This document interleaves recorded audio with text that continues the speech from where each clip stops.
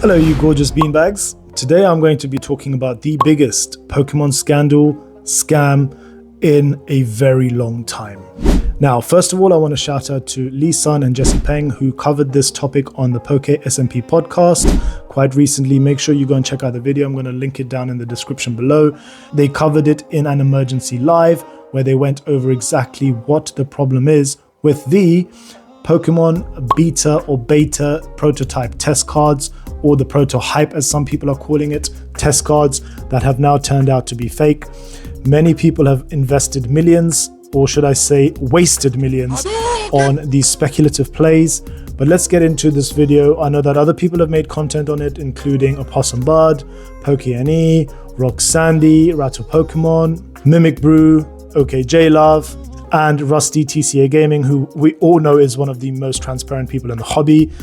He invested roughly $90,000 himself in 2 of these cards. But let's get into it now, and we will talk about exactly what happened. Well, the story all began with Takumi Akabane, who is one of the 4 founders of the Pokemon TCG, not Pokemon itself, but the actual trading card game. Now, apparently there were these alpha and beta test cards that had hit the market, having not been seen for decades, and all of a sudden there was mass hype. Well, not mass hype, but I would say amongst the upper echelons, the cabal of the Pokemon collecting sort of community, that these were really unique pieces of history.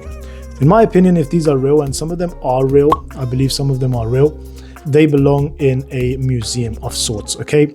Now, a lot of these started popping up last year in 2022, 23, 24, especially in 2024. Now, it turns out that a lot of these beta test cards, or beta test cards as some people call them, were actually just printed in 2024.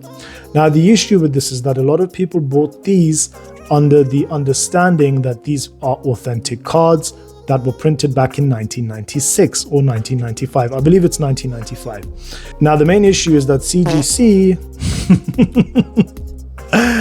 oh my God, why is it always CGC? Well, anyway, CGC authenticated and graded a lot of these cards, and a lot of these cards actually got really high grades, 9s, 9.5s, 10s, and for cards that span more than 2 to 3 decades in age, to get that sort of grade just doesn't kind of make sense. And a lot of them started popping out of the woodwork. So who do we hold to account? Anyway, I'll go back to the Poke SnP podcast. It comes out, and also via PokeBeach, which I did a bit of research on, it comes out that there was a user, I believe from the E4 forums, called PFM, who was able to look at the cards under a high resolution microscope, or he manipulated the card image in some way where it showed the card metadata. So the metadata is essentially a watermark that shows when something was printed, the date, the time, etc., etc. And it turns out that some of the beta test cards were printed in 2024 and put onto backing paper. Now, this begs the question, who is to blame for this? You know, millions of dollars have been spent on these cards. You know, people went to Worlds, traveled to get these cards. Apparently, were in touch with Akabane's team, his nephew or grandson, according to Rusty from TCA Gaming, and they were there to sell that card, or those cards. A lot of sets also just magically popped up out of nowhere. So this sort of raised a lot of red flags. So who do we blame? Do we blame Akabane?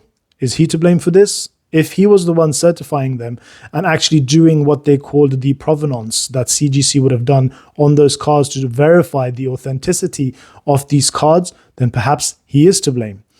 What can be done about it? I don't know. That's for the legal authorities to decide on. Is it the auction houses? Well, actually, I don't think the people that sold these, the auction houses that sold this, like Golden, Fanatics, any of these auction sites, they can't be held to blame, because obviously they are going under the understanding that they have been authenticated and graded by what is supposed to be a professional company that knows exactly what they're doing in CGC. And finally, is it the collectors to blame? Well, to some degree, I do feel sorry that people spend this much money and have now discovered that these are fake. However, a part of me also says, I don't really care. Why? They took the risk of speculating on something that could potentially have been really high value. And I know people will say this is all because I wanted to own a piece of Pokemon history. You know, this is like something that's super collective, super collectible and so different and unique, and I love the art. Guys, it's the sprites from 1996. Okay, there's nothing special about those cards in terms of art.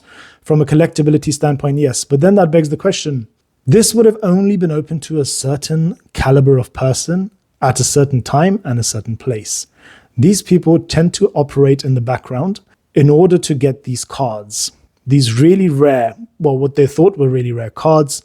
And ultimately, as much as this is about collecting, it is also about money. People want the cha-ching, right? And at the end of the day, if you're going to speculate and spend hundreds of thousands, if not millions of dollars on these cards, understand that there is risk with it. I'm not going to call out certain names, but certain people actually were online talking about the authenticity and actually pushing these. Whether or not that was a good decision, I don't know. But ultimately, I think part of the blame sits with Akabane, his team. Part of the blame sits with CGC. In fact, a huge amount of it sits with CGC. And CGC should have insurance in place, or at least make whole a lot of the people that bought these cards.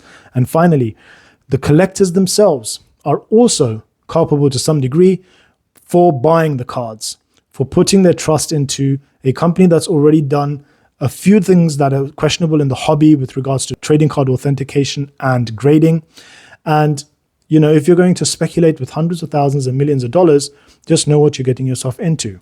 Because as much as people will say it's about collecting and history, we all know that it comes down to value and to be able to own something that nobody else has. And when you own something that nobody else has, it just means you make more money. Well, that was my thoughts on the whole Pokemon scam. I think it's terrible. It's terrible for a lot of people involved. I hope that people that are genuinely trapped in this, and actually there's a lot of people that ended up buying test cards that were hitting the market for thousands of dollars, $2,000, $4,000, $5,000, $7,000. Some people got rid of their grails in their collection. I do feel sorry for those people and I hope they can be made whole. What I would also say is if you're going to collect speculative stuff, collect real set cards that can be authenticated and verified as real set cards. I would avoid CGC.